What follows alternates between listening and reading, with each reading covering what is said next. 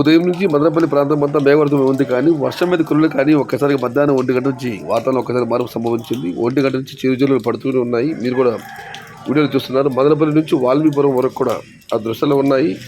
చిరుజల్లు పడుతూనే ఉన్నాయి. తిరుపతిలో అయితే గాలి వాళ్ళు విపరీతంగా ఉన్నట్లు సమాచారం. ఇదివరకు మీకు చెప్పడం జరిగింది. తమిళనాడులో కూడా ఈ సముద్ర తిరుపతి చెన్నై నుంచి ఇటు నెల్లూరు ఈ ప్రాంతంలో వర్షం ఎక్కువ కురుస్తుంది. తమిళనాడులో అయితే పూర్తిగా లేదు, అక్కడక్కడ చిరుజల్లు మాత్రం పడుతున్నాయి. మీరు కూడా ఈ ప్రాంతం మీకు వర్ష సమాచారాన్ని దయచేసి కామెంట్ రూపంలో తెలియజేయండి. వీడియోలు వాట్సాప్లో పంపండి. నవదేవుడు సయ్యద్ షహతాజ్.